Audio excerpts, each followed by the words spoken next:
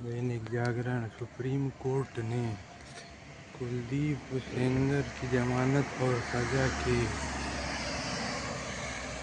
निलंबन पर लगाई रोक।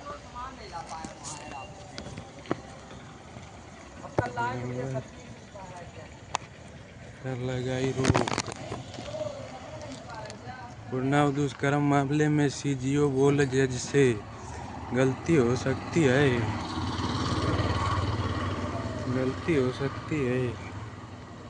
नई दिल्ली। उन्नाव दुष्कर्म कांड में दोषी पूर्व विधायक कुलदीप सिंह सेंगर जेल में ही रहेंगे। उनके बाहर आने की उम्मीद खत्म हो गई है।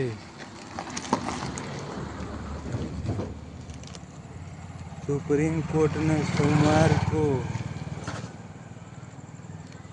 सेंगर की सजा निलंबित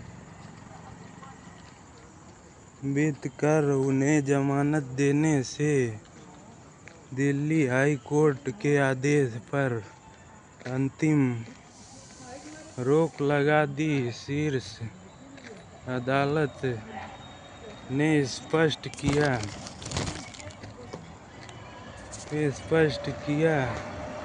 कि सेंगर रिहा नहीं किए जाएंगे। कोर्ट ने सीबीआई की याचिका पर सेंगर को नोटिस जारी करते हुए 4 सप्ताह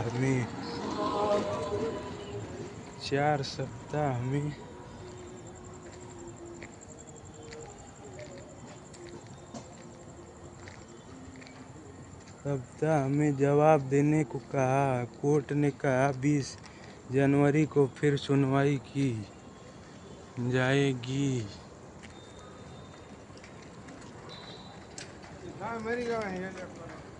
यह आदेश प्रधान न्यायाधीश सूर्यकांत, जस्टिस जेके महेश्वरी और अगस्टिन जॉर्ज मसीह की पीठ ने कुलदीप सेंगर की सजा निलंबित कर उन्हें जमानत देने से दिल्ली हाई कोर्ट के आदेश को चुनौती देने वाली सीबीआई याचिका पर दिया। सुनवाई के दौरान फैसला सुनाने वाले हाई कोर्ट जजों को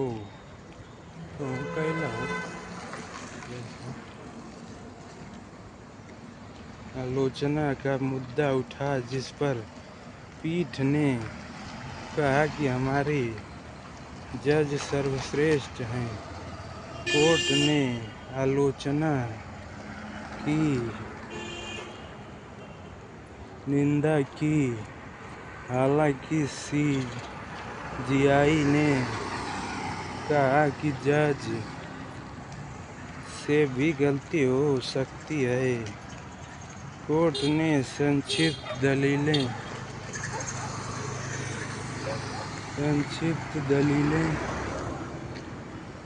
सुनने के बाद नोटिस जारी किया और कहा कि कानून ने महत्वपूर्ण प्रश्नों पर विचार करने की आवश्यकता है। सामान्य तौर पर सुप्रीम कोर्ट दोषी का पक्ष सुनता है, लेकिन यह एक विशिष्ट मामला है। पीठ ने कहा है कि विशिष्ट परिस्थितियों को देखते हुए वह दिल्ली हाई कोर्ट के 23 दिसंबर के आदेश पर रोक लगाई है। दिल्ली हाई कोर्ट ने उन्नाव 2017 में नाबालिग से दुष्कर्म के जुर्म में पूर्व विधायक कुलदीप सेंगर को निचली अदालत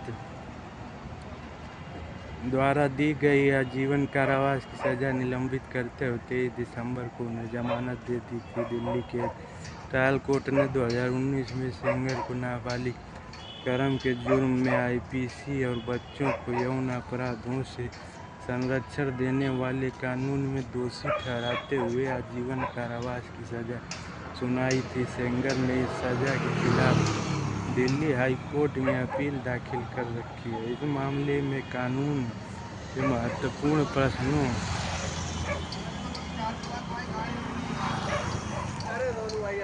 नया वर्ष यह तय करेगा कि भारत केवल संतुलन साधने वाला देश बना रहता है या अंतर्राष्ट्रीय व्यवस्था पर आकर देने वाला शक्ति केंद्र बनता है। डॉक्टर मनीष दाभाडे का आकलन जाति निर्धारण पर नई दृष्टि। अंतरजातीय विवाह के मामले में जाति निर्धारण अब आसपास के तथ्यों को नज़रअंदाज नहीं कर सकता। डॉक्टर रितु श्रीवास्तव का विश्लेषण।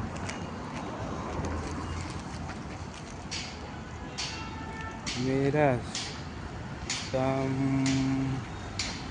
सम्मानित देशवासियों, यह अगला वर्ष 26 में प्रवेश कर समय है।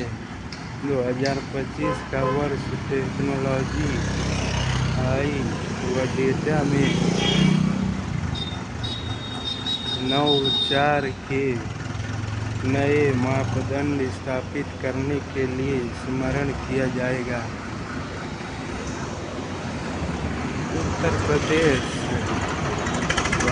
भविष्योन्मुखी विकास के नए मानक गढ़ रहा है। आपको जानकर प्रसन्नता होगी कि प्रदेश के डिजिटल भविष्य को दिशा देने और निवेश की केंद्र बनाने के में सरकार को आसानी से सफलता मिल रही है।